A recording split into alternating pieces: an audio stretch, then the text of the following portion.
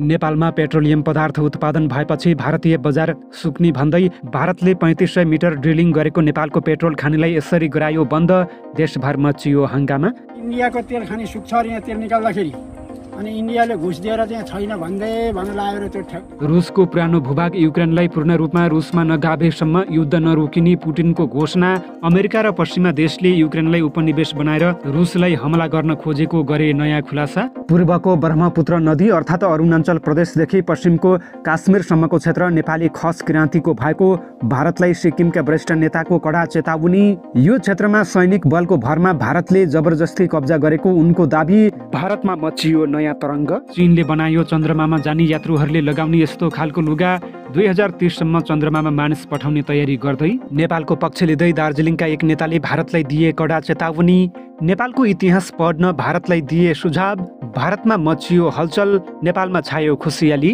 र टिस्टादेखि सतलजसम्मको भूमि नेपालकै हो भनेर कक्षामा पढाउनु पर्ने अवस्था आएको नेपाली काङ्ग्रेसका महामन्त्री विश्वप्रकाश शर्माको भनाई। नेपाली जाति अझै पनि विजयी हुन बाँकी रहेको गरे घोषणा। नमस्कार। ग्रेटर नेपाल टिभीले तयार पारेको राष्ट्रिय तथा अन्तर्राष्ट्रिय समाचारहरूको सङ्गालो ग्रेटर न्युजबाट विवश बुढाथोकीको यहाँलाई हार्दिक स्वागत छ। तपाईँले हाम्रो समाचार कहाँबाट हेर्दै हुनुहुन्छ कृपया यसबारेमा पनि हामीलाई जानकारी गराउन नभुल्नुहोला। अब समाचार विस्तारमा। दार्जिलिङ क्षेत्रका एक युवा नेताले नेपालको पक्ष लिँदै भारतीय नेता र भारतीय सरकारलाई कडा चेतावनी दिएका छन्। उनले नेपाल र नेपाली समुदायलाई नहेप्न पनि आग्रह गरेका छन्। एकैछिन यो भिडियो हेर्नुहोस् है त। मैं एक नेपाली उन सभी भारतवासियों से बोलना चाहता हूँ कि नेपाल के खिलाफ गालियां देना बंद करो। गालियां देना हमें भी आता है। बार बार कुछ भारतवासियों बोल रहा है कि चाइना की गुलामी कर रहा है नेपाल, कि चाइना के एकसाने पर भारत के खिलाफ बोल रहा है नेपाल। जो भी भारतीय नेपाल के खिलाफ ऐसा बोल रहा है तो उन्हें आज मैं बताऊंगा नेपाल क्या है और भारत क्या है। तो सुनो, हमारा देश नेपाल जो न कभी किसी के सामने झुका है न कभी झुकेगा, वो है नेपाल। विश्व में एक ही ऐसा देश है जो किसी के गुलाम नहीं बना है, वो है नेपाल। विश्व में एक ही ऐसा देश है जो शांति के प्रतीक माना जाता है, वो है नेपाल। हमें गर्व है कि हमारा जन्म नेपाल में हुआ है। और कुछ भारतवासियों हमेशा एक ही बात करता है कि चाइना के उकसाने पर भारत के खिलाफ बोल रहा है नेपाल। अरे तुम्हारा दुश्मनी चाइना से है तो हमें वो गुस्सा हम पे क्यों उतार रहे हो? बहुत घमंड है तुम्हें अपनी ताकत पर, तो लड़ो ना चाइना से। देखते हैं कितने पड़ोसी मुल्क से तुम जीत पाते हो। आज भारत को लग रहा है कि हम सबसे ज्यादा पावरफुल देश है, तो हिटलर का हिस्ट्री पता ही होगा भारतवासियों को। हिटलर को भी ऐसा ही लगा था कि हम बहुत पावरफुल है, हमें कोई नहीं हरा सकता। और परिणाम क्या हुआ पता ही होगा। अगर फिर भी नहीं समझते तो ठीक है, भविष्य में समझ जाओगे। अब सुनो, अगर लीपू लेक और काला पानी के बारे में वास्तविक तथ्य बाहरी दुनिया को पता चलेगा तो भारत की प्राचीन सभ्य शालीना पुरखों द्वारा अर्जित इज्जत और विरासत मिट्टी में मिल जाएगी। तब सारी दुनिया भारतीयों को एक घटिया क्षुद्र चित्त वाली कौम के रूप में जानेगी। उसके बाद भारत को एक बड़ी शर्मिंदगी के साथ नेपाल का काला पानी, लीपू लेक और लिपियाधुरा वापस देना होगा। अब सवाल सिर्फ इतना ही है कि भारत पहले ही इज्जत के साथ वापस देना चाहते हैं या बाद में काला मुंह दिखाकर बेइज्जत के साथ। याद रहे कि नेपाल सिक्किम नहीं है और गोरखाली कौम कोई लाचार आत्मसमर्पण करने वाली कौम भी नहीं है। भारत जरूर कुछ दलाल नेपाली राजनीतिज्ञ, गद्दार और दलाल नेता कार्यकर्ताओं को खरीद सकता है, लेकिन नेपाली जनता के देश प्रेम को कभी नहीं खरीद सकता, जो अपने देश के लिए लड़कर बलिदान देने के लिए तैयार है। अब हम एक बार इतिहास की तरफ झांकते हैं। जब पूरा भारत अंग्रेज की गुलामी में जकड़ा था तब नेपाल अंग्रेज के साथ डटकर लड़ रहा था। बहुत सारे भारतीयों को यह भी पता नहीं होगा कि अंग्रेज भारत छोड़कर जा चुके थे, लेकिन राजस्थान और बाकी 1 दर्जन राज्य मिलकर अंग्रेज को चिट्ठी लिखी और कहा कि आप वापस आ जाइए हजूर और खुलकर भारत में व्यापार करें।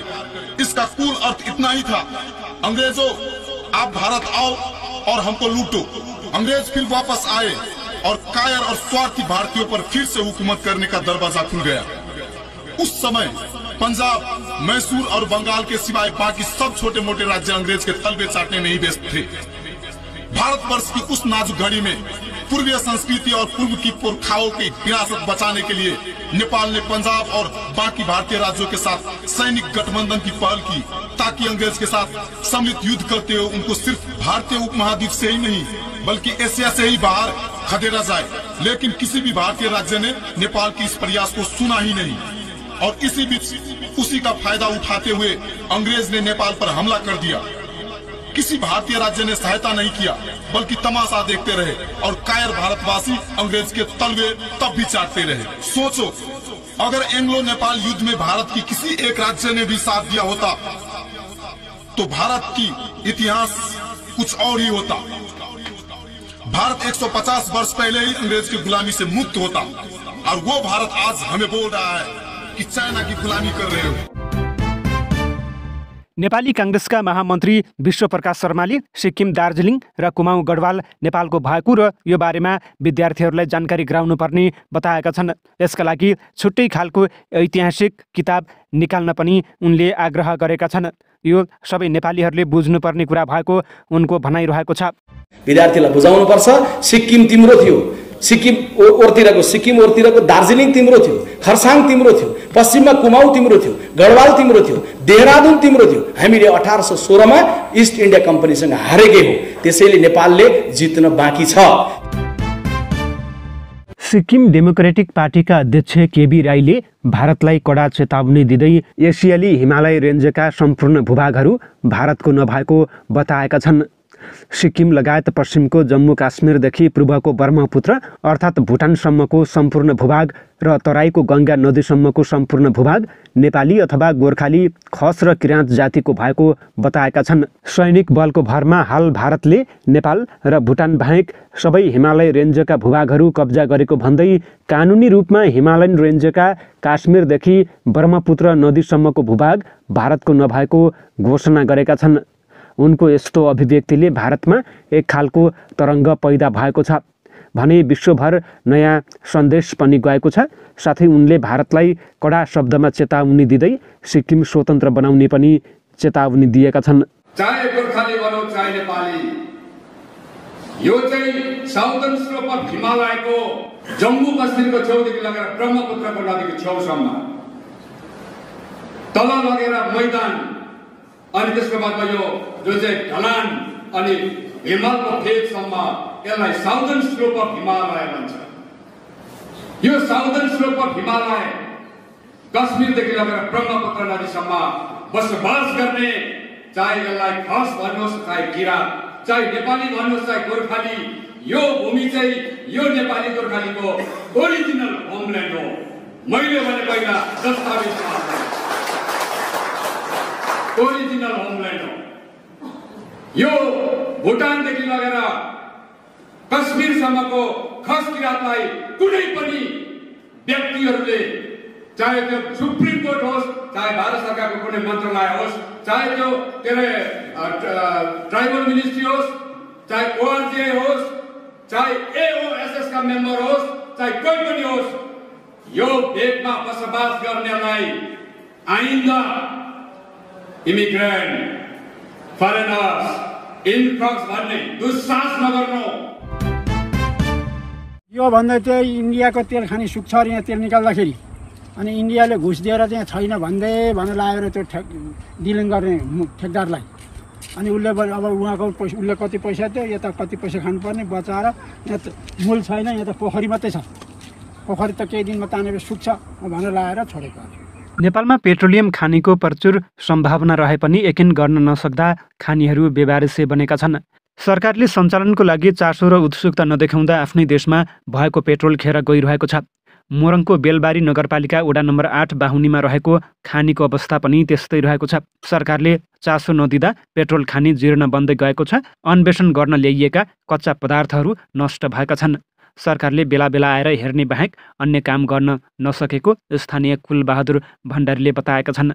उनले सरकारले पूर्ण चासो दिएर काम गर्ने हो भने पेट्रोलका लागि अहिलेको अवस्थाको सामना गर्नु नपर्ने बताएका छन्। स्थानीय एम प्रसाद तिमिल सिन्हाले विक्रम सम्वत 2045 सालमा सरकारको सहयोगमा निजी विदेशी कम्पनीले मोरङको बाहुनीमा पेट्रोल खानीको अन्वेषण गरे पनि सरकारले उक्त कार्यलाई निरन्तरता दिन सकेको छैन। उक्त कम्पनीले 6 महिना लगाएर 3.5 किलोमिटरसम्म जमिन छेडेर अध्ययन गरेको उनले बताएका छन्।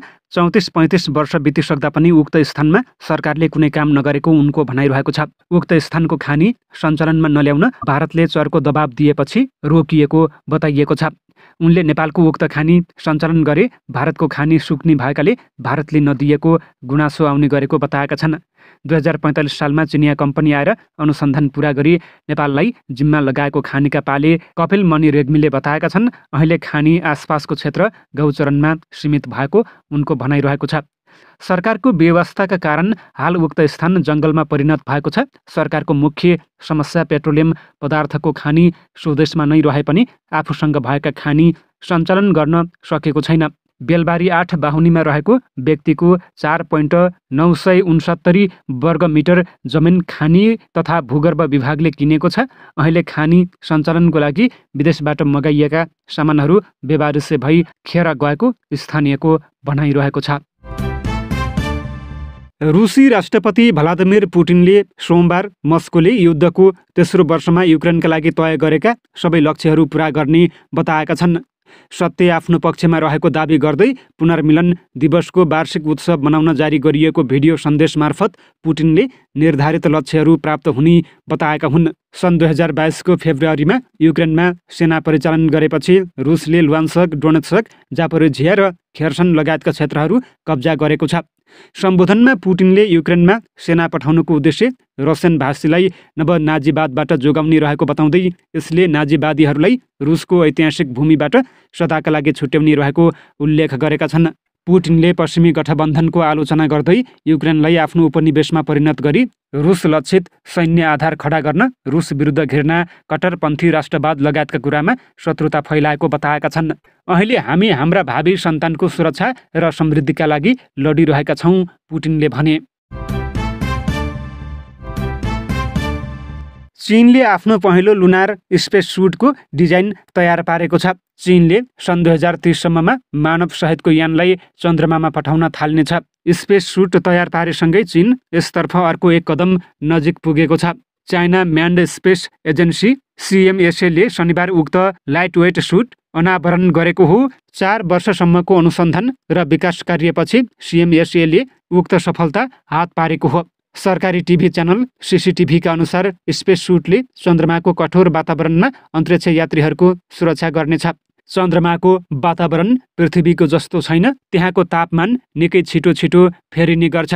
चन्द्रमाको इक्वेटर नजिक तापमान 120 डिग्री सेल्सियसदेखि -130 डिग्रीसम्म हुन्छ। यो सुटले अन्तरिक्ष यात्रीहरूलाई चन्द्रमाको सतहमा हिँडुल गर्न, उक्लिन र वैज्ञानिक अनुसन्धान गर्न सघाउने बताइएको छ। राजनीतिक दल विभाजन सम्बन्धी अध्यादेश आएमा जारी नगर्ने राष्ट्रपति रामचन्द्र पौडेलले अड्डी कसेपछि सरकारले विधेयक संसदमा लाने भएको छ। खास गरी नेकपा एकीकृत समाजवादीका सांसद तथा नेताहरूलाई पार्टीबाट अलगिने सहज हुने गरी संसदको यसै अधिवेशनमा पारित हुने गरी विधेयक संसदमा लाने तयारी गरेको बालुवाटार स्रोतले जनाएको छ। राजनीतिक दल सम्बन्धी ऐनका निष्क्रिय रहेका प्रावधानलाई संशोधनसहित सक्रिय बनाउने गरी विधेयक लान लागेको हो। विभाजित भएको दल प्रतिनिधि सभाको उक्त कार्यकालभरि अर्को कुनै दलमा एकीकृत हुन वा मिसिन नपाउने प्रावधान राखेर विधेयक दर्ता गर्न सत्तारूढ दल नेकपा एमाले र नेपाली काङ्ग्रेसमा सहमति जुटेको स्रोतको दाबी रहेको छ। विधेयकमा महाधिवेशनबाट निर्वाचित 40% केन्द्रीय सदस्य वा 40% सांसदले दल विभाजन गर्न चाहेमा पाउने लगायतका प्रावधान राखेर मस्यौदा तयार पारिएको स्रोतको दाबी रहेको छ। 2078 सालमा केपी शर्मा ओली नेतृत्वको सरकार ढलेपछि बनेको शेरबहादुर देउबा नेतृत्वको सरकारले एमाले विभाजनका लागि 20% सांसद वा केन्द्रीय सदस्यले दल विभाजन गर्न सक्ने प्रावधान अध्यादेश मार्फत ल्याएको थियो। नेकपा यस बनेपछि सो विधेयक सरकारले संसदमा नलगी निष्क्रिय बनाएको थियो। यो अध्यादेश आएपछि एमालेबाट विभाजन भई एकीकृत समाजवादी गठन भएको थियो। एमालेबाट विभाजित एकीकृत समाजवादीका धेरै नेताहरू उक्त पार्टी छोड्न तम तयार बनेर बसेका बसेका छन्। अधिकांश नेताहरू पार्टी गतिविधिबाट सन्तुष्ट छैनन्। पार्टीको काममा सक्रिय नभएका उनीहरू पार्टी विभाजन गर्न तयारी अवस्थामा बसेको तर कानुनको उल्झनमा परेको स्रोतको दाबी रहेको छ। एमाले विभाजन गरी एकीकृत समाजवादी गठन गरे पनि सो दल हाल राष्ट्रिय दलको मान्यतामा छैन। एकीकृत समाजवादीका सांसदहरू प्रेम आले, किसान श्रेष्ठ, भानुभक्त जोशी, अम्बरबहादुर थापा, शेरबहादुर कुँवर, धनबहादुर बुढा तथा नेताहरू रामकुमारी झाँक्री, विरोध खतिवडा, विजय पौडेलदेखि जीवनराम श्रेष्ठसम्म असन्तुष्ट रहेका छन्।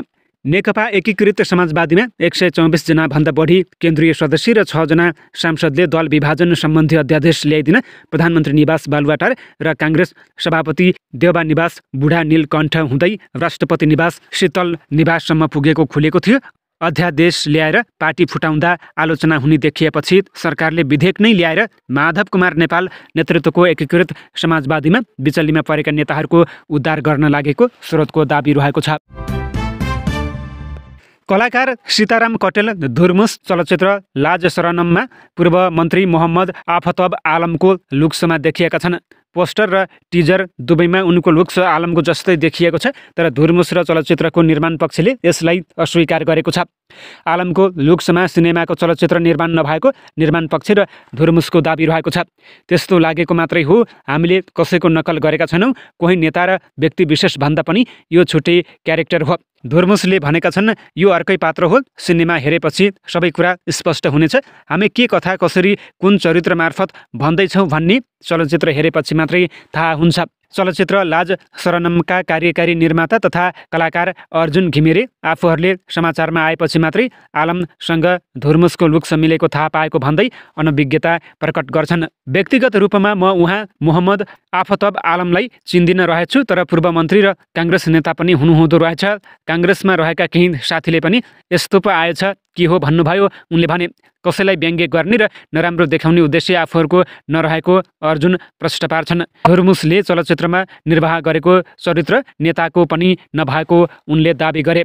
वास्तवमा नेताको क्यारेक्टर नै होइन, सीताराम दाई व्यापारीको चरित्रमा हुनुहुन्छ। उनले भने, इन्डियन व्यापारीको चरित्र निभाउनु भएको छ। इन्डियन व्यापारीको क्यारेक्टर लुक्स बनाउने क्रममा केही उस्तै हुन गएको मात्र हो।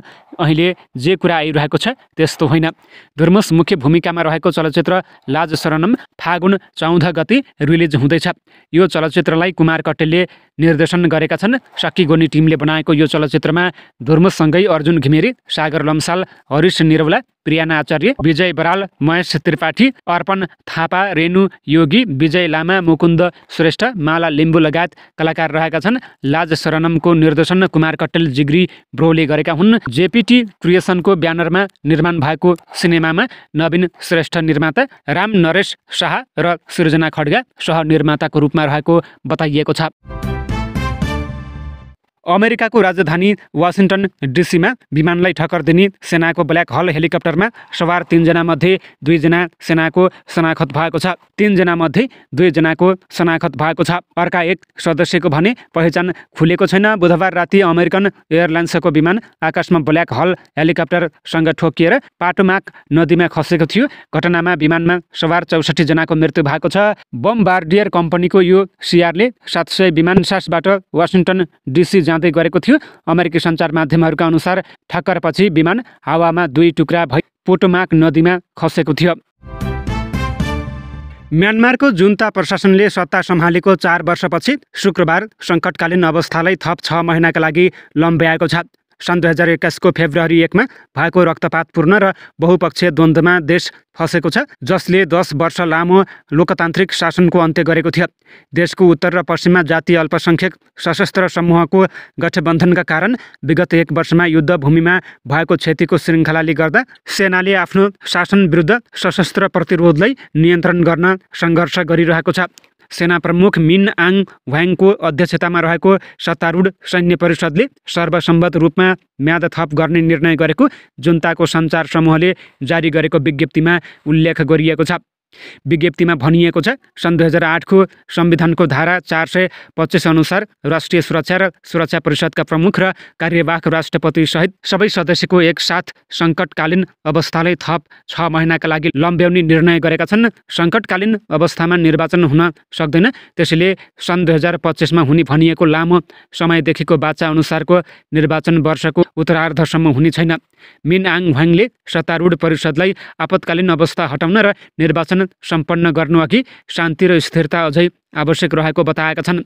सन् 2020मा आङ सान सुकीको नेसनल लिग फर डेमोक्रेसी NLD-ले भारी मतान्तरले जितेको चुनावमा धाँधलीको आरोप लगाउँदै सेनाले सत्ता कब्जा गरेको थियो। स्थापित जातीय अल्पसंख्यक सशस्त्र समूह र नयाँ प्रजातन्त्र समर्थक पिपुल्स डिफेन्स फोर्सेससँग लडेपछि यसले धेरै पटक सङ्कटकालीन अवस्थाको विस्तार गरेको छ। अमेरिकी राष्ट्रपति डोनाल्ड ट्रम्पले फेरि ब्रिक्स राष्ट्रहरूलाई कडा चेतावनी दिएका छन्। अमेरिकी राष्ट्रपति डोनाल्ड ट्रम्पले ब्रिक्स देशहरूलाई अमेरिकी डलर बाहेक अन्य कुनै पनि मुद्रा अपनाएमा 100% भन्सार शुल्क लगाउने चेतावनी दिएका छन्। ब्रिक्स देशहरूले अर्को मुद्रा अपनाए भने अमेरिकाले उनीहरूको साथ छोड्ने ट्रम्पले ट्रुथ सोसलमा लेखेका छन्। ट्रम्पले लेखेका छन्, ब्रिक्स देशहरू डलरबाट टाढा जान खोजिरहेका छन्। उभिएर हेर्दा यो सकिसकेको हामी देख्छौँ।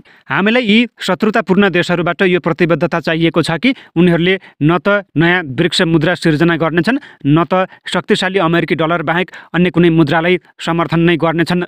अन्यथा उनीहरूले 100% भन्सार शुल्कको सामना गर्नुपर्नेछ। अमेरिकी अर्थतन्त्रलाई नयाँ मुद्रा बेच्ने आशा नगर्न र अर्को मूर्ख देश खोज्न पनि उनले भनेका छन्। ब्रिक्सको मुद्राले अन्तर्राष्ट्रिय व्यापार वा अन्य कुनै पनि ठाउँमा अमेरिकी डलरलाई प्रतिस्थापन गर्ने कुनै सम्भावना नभएको पनि उनले बताएका छन्। यसो गर्ने प्रयास गर्ने कुनै पनि देशले शुल्कलाई नमस्कार गर्नुपर्ने र अमेरिकालाई विदाई गर्नुपर्ने ट्रम्पको भनाइरहेको छ। ट्रम्पले यसअघि पनि ब्राजिल, रुस, भारत, चीन र दक्षिण अफ्रिका समेतका यो समूहलाई यस्तो चेतावनी दिइसकेका छन्। अमेरिकामा एउटा सैनिक हेलिकप्टर र एउटा यात्रुवाहक विमान ठोकिँदा दुवै विमानमा सवार सबै 67 जनाको मृत्यु भएको छ। बुधबार वासिङ्टन डिसीको विमानस्थलमा अवतरण गर्न लागेको यात्रुवाहक विमान सेनाको ब्ल्याक हक हेलिकप्टरसँग ठोकिएर पोटोम्याक नदीमा खसेको थियो। दुर्घटनामा विमानमा रहेका 64 जना र हेलिकप्टरमा रहेका 3 जना सबैको ज्यान गएको अमेरिकी अधिकारीहरूले पुष्टि गरेका छन्। अमेरिकामा सन् 2001 पछिकै भएको यो सबैभन्दा घातक हवाई दुर्घटना हो। सन् 2001 नोभेम्बर 21मा अमेरिकी एयरलाइन्सको विमान न्युयोर्कको बेले हार्बरमा आवासीय क्षेत्रमा खस्दा 260 जनाको ज्यान गएको थियो। यसैबीच विमान दुर्घटनामा ब्ल्याक बक्स भेटिएको छ। अमेरिकाको राष्ट्रिय परिवहन सुरक्षा बोर्ड NTSB का अनुसार विमानको ब्ल्याक बक्स मार्फत के कसरी विमान दुर्घटना भयो भन्ने बारे जानकारी पाउन सहज हुनेछ।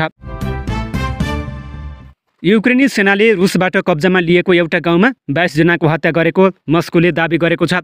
युक्रेनले पश्चिमी रुसको कुर्स्क क्षेत्रमा दर्जनौं सीमावर्ती बस्तीहरूलाई नियन्त्रणमा लिएको छ। अगस्तमा अचानक आक्रमण सुरु गरेता लगभग 2000 नागरिकहरू अझै पनि आफ्नो कब्जामा रहेको क्षेत्रमा बसोबास गरिरहेको युक्रेनले बताएको छ। रुसले अहिले धेरै सहरहरू आफ्नो कब्जामा लिएको छ। रुसी अनुसन्धान समितिले जनवरी 19मा युक्रेनी सीमाबाट करिब 20 किलोमिटर टाढा रहेको रुसकोए पुरेचनोए गाउँमा कम्तीमा 7 जना सर्वसाधारण मारिएको घटनाको अनुसन्धान गरिरहेको बताएको थियो। गत शुक्रबार उसले सेप्टेम्बरदेखि नोभेम्बरको बीचमा 22 जना बासिन्दाको हत्या भएको घटनाको अनुसन्धान गरिरहेको बताएको हो। विभिन्न घरको भुइँतलामा शव फेला परेका मध्ये 8 जना महिला पनि रहेको र उनीहरूलाई बलात्कारपछि हत्या गरिएको अनुसन्धान समितिले जनाएको छ। अनुसन्धानकर्ताहरूले 5 जना युक्रेनी सैनिक हत्याका लागि दोषी ठहर भएको जनाएका छन्। तीमध्ये एक एभगेनी फ्राबिसेन्कोलाई कुर्स्क क्षेत्रमा भएको लडाईँको क्रममा पक्राउ गरिएको बताएका छन्। समितिले फेब्रिसेन्सको नाम गरेका एक व्यक्तिसँग सोधपुछ गरेको भिडियो सार्वजनिक गरेको छ। तत्काल उक्त दाबीको पुष्टि गर्ने भरपर्दो माध्यम नभेटिएको र युक्रेनबाट कुनै आधिकारिक प्रतिक्रिया आएको छैन। रुस र युक्रेनले करिब 3 वर्ष अघि सुरु भएको द्वन्द्वमा एकअर्कामाथि सर्वसाधारणको हत्या गरेको आरोप लगाउँदै आएका छन्। रुसी सेनामाथि कियेभ नजिकको बुचा शहरमा 100 सर्वसाधारणको हत्या गरेको आरोप लागेको थियो। एएफपीका फोटो पत्रकारले मारिएका युक्रेनी नागरिकको शवको फोटो खिचेका छन्, जसमा केही हात बाँधिएको अवस्थामा रहेका छन्। मस्कोले उक्त आरोपको खण्डन गर्दै कियेभमाथि उक्त फुटेज बनाएर षड्यन्त्रको मञ्चन गरेको आरोप लगाएको छ। एएफपी लगायत केही स्वतन्त्र तथ्य जाँच गर्ने संस्था र सञ्चार माध्यमले रुसको उक्त दाबीको खण्डन गरेका छन्। तिम्रो देशमा आएर कसैले मान्छे मारेको भए मिटिङ हुन्थ्यो? सार्क शिखर सम्मेलनका सम्बन्धमा भारतीय विदेश मन्त्री एस जयशंकरबाट नेपालले पाएको जवाफ हो। गत भदौमा भारत भ्रमणमा रहेका बेला परराष्ट्र मन्त्री आरजु राणाले भारतीय समक्ष सार्क बैठकको चर्चा गर्न साथ जयशङ्करबाट उक्त रुखो जवाफ पाएकी थिइन्। सन् 2085 स्थापना भएको दक्षिण एसियाली क्षेत्रीय सङ्गठन सार्क एक दशक यता निष्क्रिय रहेको छ। नेपाल सार्कको अध्यक्ष राष्ट्र हो। लामो समयदेखि सार्कको शिखर सम्मेलन हुन नसक्दा नेपालले अध्यक्षता हस्तान्तरण गर्न पाएको छैन। अध्यक्ष राष्ट्र र सार्कको सचिवालय समेत काठमाडौँमा रहेकाले शिखर सम्मेलन गराउन नेपालले लगातार प्रयास गरिरहेको छ। त्यसैको निरन्तरता स्वरूप परराष्ट्र मन्त्री आरजुले जयशङ्करसँगको भेटमा सार्क शिखर सम्मेलनको प्रसङ्ग उठाएकी थिइन्, तर भारत यसलाई लिएर अनिच्छुक रहेको उनले प्रष्ट जवाफ पाएकी हुन्। आरजुले जयशङ्करसँग भएको संवादलाई गत पुस 29 प्रतिनिधि सभाको अन्तर्राष्ट्रिय सम्बन्ध र पर्यटन समितिमा यसरी सुनाएकी थिइन्। सेप्टेम्बरमा भारत गएका बेला मैले खुलेरै सार्क शिखर सम्मेलनको विषय उठाएको थिएँ। मैले जसरी कुरा उठाएँ त्यसै गरी भारतीय विदेश मन्त्री जयशङ्करको जवाफ आयो। उहाँले तिम्रो देशमा आएर कसैले आक्रमण गरेको भए, तिम्रो नागरिक मारेको भए मिटिङ हुन्थ्यो भनेपछि मैले केही भन्ने अवस्था नै रहेन। उनले शिखर सम्मेलन राख्न धेरै प्रयास गरे पनि सफलता हात नपरेको बताएका छन्। संयुक्त राष्ट्रसङ्घको बैठकका क्रममा पनि न्युयोर्कमा सार्क राष्ट्रका विदेश मन्त्रीहरूको साइडलाइन बैठकका लागि प्रयास गरे पनि हुन नसकेको उनले जानकारी दिएकी थिइन्। इजरायल र प्यालेस्टाइनी इस्लामी समूह हमासबीच भएको गाजा युद्धविराम सम्झौता अनुसार चौथो पटक कैदी आदान प्रदान शनिबार हुने भएको छ। शनिबार रिहा गरिने इजरायली बन्धकको सूची प्राप्त भएको इजरायली प्रधानमन्त्रीको कार्यालयले जनाएको छ। इजरायलले भोलि हमासको कब्जाबाट मुक्त हुने अपेक्षा गरिएका बन्धकहरूको सूची प्राप्त गरेको छ। सूचीको पुनरावलोकन र परिवारलाई अद्यावधि गरेपछि विस्तृत प्रतिक्रिया दिइनेछ। प्रधानमन्त्री बेन्जामिन नेतान्याहुको कार्यालयद्वारा शुक्रबार जारी गरिएको विज्ञप्तिमा भनिएको छ। यो समाचार तयार पार्दासम्म रिहा हुने बन्धकको नाम सरकारले औपचारिक रूपमा सार्वजनिक गरेको छैन। विज्ञप्तिमा अगाडि भनिएको छ, सबै बन्धक परिवारलाई आइडिएफ सैन्य सम्पर्क अधिकारीहरूले अपहरितहरूको नाम सहित अद्यावधि गरेका छन्। शनिबार सार्वजनिक हुने सबै जीवित इजरायली पुरुष बन्धक रहेको पनि बताइएको छ। गत जनवरी 19 देखि युद्धविराम लागू भए यता प्यालेस्टाइनी लडाकुले अहिलेसम्म 15 जना बन्धकलाई मुक्त गरेका छन् भने बदलामा इजरायलले 290 प्यालेस्टाइनी कैदीलाई रिहा गरेको छ। हवस् त, यिनै खबरसँगै ग्रेटर नेपाल टिभीले तयार पारेको राष्ट्रिय तथा अन्तर्राष्ट्रिय समाचारहरूको सङ्गालो ग्रेटर न्युजको समय सकिएको छ। प्रत्येक पलका ताजा अपडेटको लागि हामी तपाईँको माझमा छौँ। यतिन्जेलसम्म हेरेर साथ दिने तपाईँ सम्पूर्ण दर्शकलाई धेरै धेरै धन्यवाद भन्दै ग्रेटर न्युजबाट विवश बुढाथोकीलाई पनि आज्ञा दिनुहोस्। नमस्कार।